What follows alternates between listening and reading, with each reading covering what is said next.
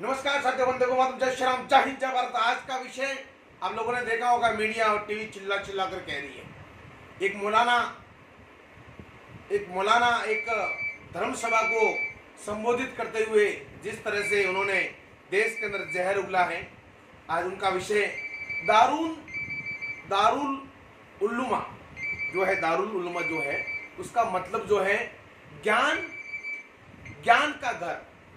दारुल उल्लुमा का जो मतलब है ज्ञान का घर, और ज्ञान के घर के अंदर जिस तरह से देश के अंदर एक जहर उगलने का जो कार्य किया है, देश के अंदर एक दो समाज को लड़ाने का जो कार्य किया, हिंदू मुसलमानों को भिड़वाने का जो कार्य किया है एक मौलाना ने। उन मौलाना ने जिस तरह से अपने उस प्रवचन में एक देश के अंदर नई आग लगाने का जो कार्य किया है, अब उनको तकलीफ कहां हो गई है कि उनको पता चल गया है कि 100 साल पुराने 100, 150, 300, 400, 500, 600 जो साल पुराने उनके जो आका थे, उनके जो अब्बू थे, उनके जो पूर्वज थे, उन्होंने सनातन धर्म के जो धार्मिक स्थलों को ध्वस्त करके अपने मस्जिद बनाए, और उनकी जो असलियत धीरे धीरे सामने आ रही है। आपने देखा, भले वो ज्ञानवापी की बात हो, भले वो कुतुब मीनार की बात हो, भले वो मैंगलोर की मस्जिद की बात हो, इस तरह से अनेकों ऐसी सारी चीजें सामने आ रही है, और सुप्रीम कोर्ट उस पर केस लड़ने के लिए भी तैयार हो चुके हैं। आज दारुल उल्लुमा जिस तरह से उन्होंने उस एक ज्ञान के घर के अंदर जिस तरह से अपनी जो जहरीली जुबान को दुनिया के सामने पेश किया, उन्होंने कहा कि ये देश हमारा है। तो मैं पूछना चाहता हूं मौलाना साहब से कि आपकी 7 पीढ़ी का नाम बता दीजिए, और 7वीं पीढ़ी में अगर आपका कोई 7वीं पीढ़ी में आपका पूर्वज, 5वीं पीढ़ी में आपका पूर्वज, अगर कोई मोहम्मद, अगर कोई सलीम, अगर कोई ऐसा व्यक्ति निकल गया तो हम आपकी बात को मान लेंगे।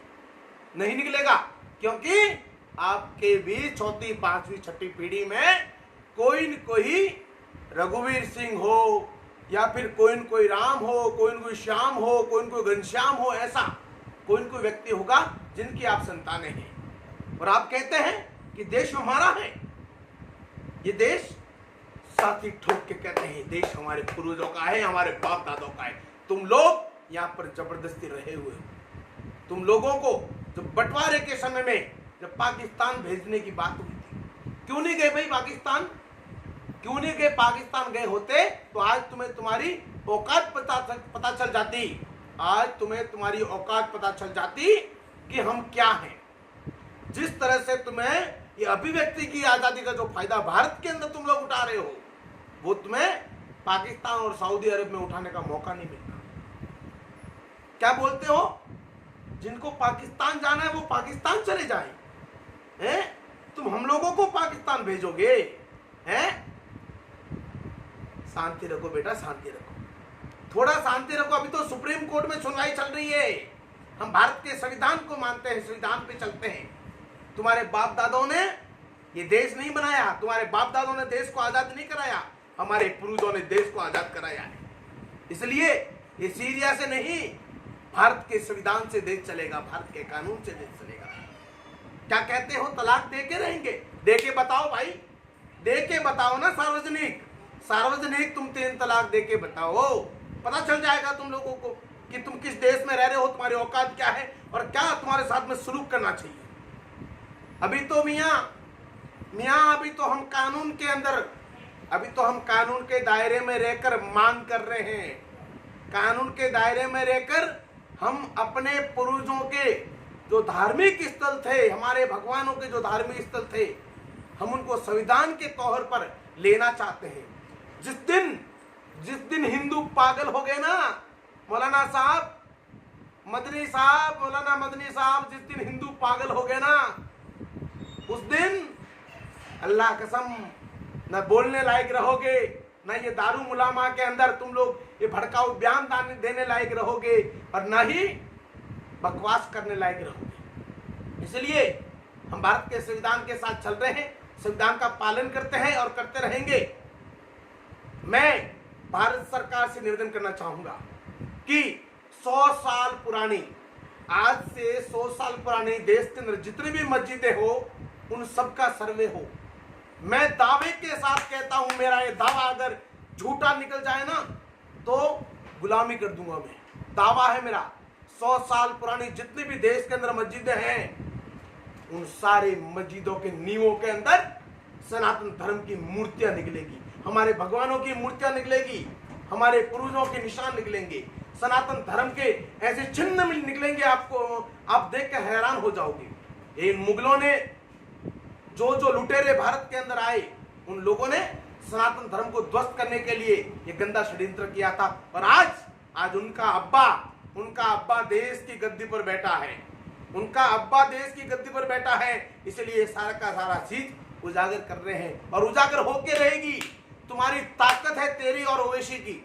मैं चैलेंज करता हूं, तुम्हारे जितने भी ये आका हैं उन सबको चैलेंज है मेरा, अगर तुम्हारी ताकत है तो रोक के बताना। एक भी भारत के संविधान में जो कुछ भी है लिखा है वो होकर रहेगा, संविधान को रोक के बताओ, सुप्रीम कोर्ट को नहीं मानकर बताओ। तुम्हारा चैलेंज चलता रहेगा। तुमने बहुत किया था राम मंदिर के लिए भी, ठीक है, अब काशी भी आ जाएगा, मथुरा भी आएगा, कुतुब मीनार भी जाएगा, और तेजेश्वर भगवान तेजो महल, जो तुमने ये ताजमहल प्यार की निशानी, क्या खाक प्यार की निशानी है?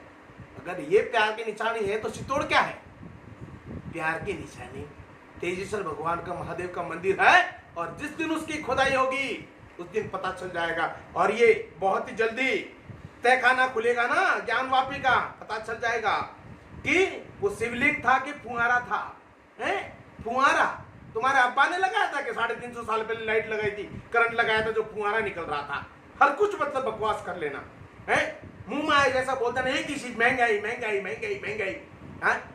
एक सूरत में खड़ा रह के भौंक रहा है, चिल्ला रहा है, बहुत सारे कुछ साले सूरों को इकट्ठा करके, और एक कहीं और भौंक रहा है। हिंदुओं के इतिहास पढ़ लेना।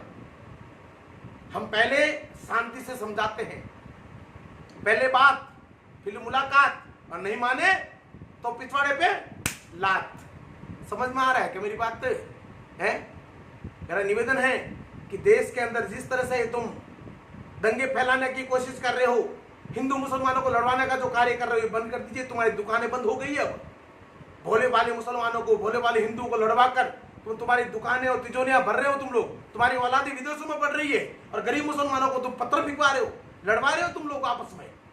तुम्हारी दुकानें बंद हो गई अब ये, और बहुत ही जल्दी ये समेट कर मैं दावे के साथ कहता हूं, जिस तरह से तुम्हारा एक आका भागा फिर रहा है, अभी बहुत सारा ज्ञान फैल रहा था पहले, और आज भागा फिर रहा है दुनिया भर के अंदर। बहुत जल्दी तुम्हारे जैसों का भी डोजर तैयार होने वाला है और तुम भी भागने वाले। ठीक है साथियों, मेरी इस बात को देश के हिंदू मुसलमान तक पहुंचाए, ऐसे लोगों की बातों में ना आए। कानून का कार्य कर रहा है। हम नहीं चाहते कि ज्ञानवापी हो या फिर किसी भी देश के अंदर किसी भी क्षेत्र में हम कार सेवा जैसी सेवा नहीं चाहते। हम चाहते हैं कि कानून के हिसाब से कार्य हो। अगर सुप्रीम कोर्ट कह देगा कि नहीं ये तो उनका ही है, तो हमें कोई जरूरत नहीं है। परंतु तुम लोग अगर हमें मजबूर करोगे कार सेवक बनने के लिए, तो कार सेवा करते हुए भी वक्त नहीं लगेगा। धन्यवाद साथियों, मेरी बात को देश के कोने कोने तक पहुंचाएं। और अंत में कहूंगा, जिनके रहे तो फिर मिलेंगे, वरना हिंदू है हरिद्वार में जरूर मिलेंगे। और सनातन धर्म की और देश की हर हकीकत जानने के लिए मेरे इस चैनल को, SS tiger Rajput official channel को सब्सक्राइब करें। जय हिंद, जय भारत।